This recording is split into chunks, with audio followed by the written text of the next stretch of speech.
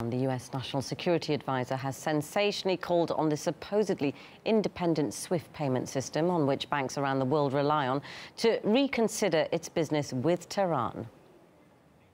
Banks and financial messaging services such as SWIFT must take a good hard look at their business with Iran and ask themselves whether it is worth the risk. John Bolton, a shock move comes after the EU, Russia, Iran and China unveiled a new payment mechanism to bypass US sanctions on Tehran. Bolton was also sceptical of that announcement. You know, the European Union is strong on rhetoric and weak on follow-through. So we will be watching the development of this structure that doesn't exist yet and has no target date to be created. We do not intend to allow our sanctions to be evaded by Europe or anybody else. Well, let's cross live to economist and independent investment fund manager Max Otte. Max, thanks for coming onto the programme. Now, do you think SWIFT will obey Bolton and stop working with Iran? Well, there is a possibility because the US does put a lot of pressure on many actors, so SWIFT might do that. We don't know, but of course the US has had a very unilateral and very aggressive policy of sanctions, so SWIFT will certainly listen to those words. Now, what we know is Germany's foreign minister earlier suggested creating alternatives to systems like SWIFT to become independent from the US. In your opinion, do you think such an idea is feasible?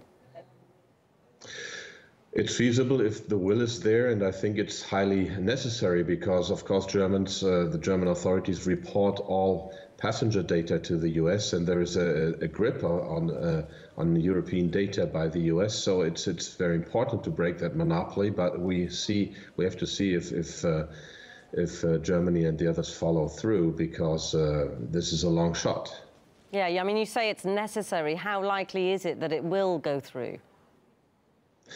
Well, I would give it slightly less than 50%, so I'm slightly pessimistic, but not totally defeatistic.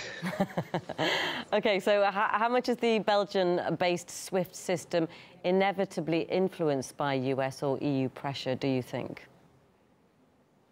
Oh, it certainly is. I mean, the US has put a lot of pressure on various issues, and it has used the sanctions weapon and the economics weapon ever more aggressively, even against European companies, against Swiss companies. And this has really put a lot of tensions on European companies, and especially since the financial crisis. So at some point, Europe might wake up and say, this is too much. I mean, we have to go our own way, and we have to strike a new balance. So that might be the turning point right now, but we will only see with hindsight.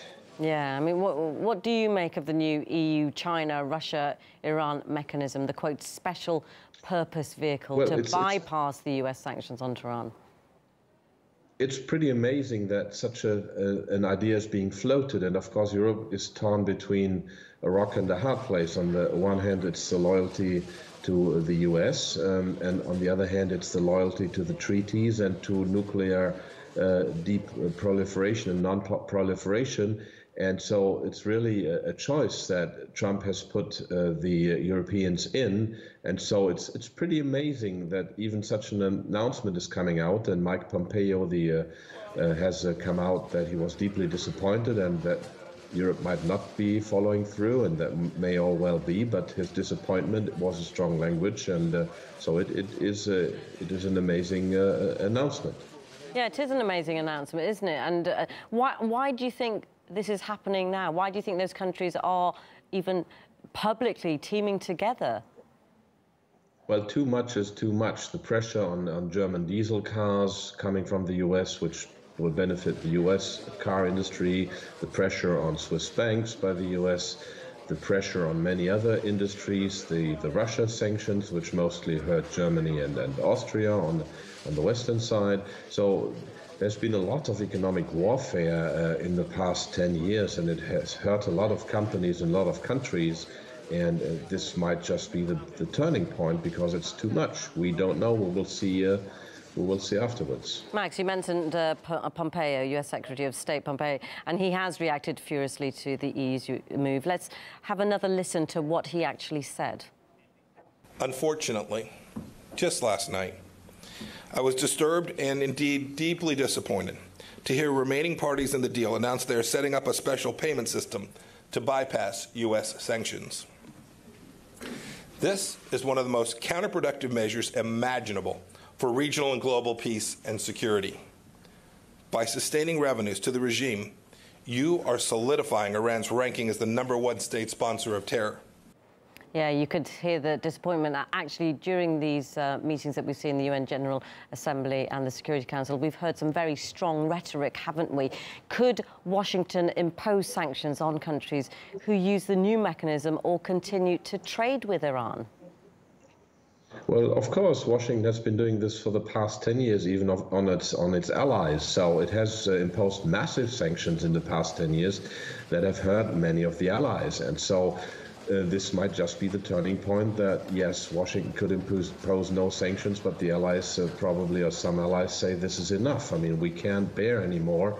We've fronted those sanctions and supported them long enough. We have to find our own way. So this might be the breaking point. It might not be, but it's certainly a very new development, and it gives hope to a more multilateral approach that Europe can find its own path in those issues, and that's still far off, but there's certainly some hope there.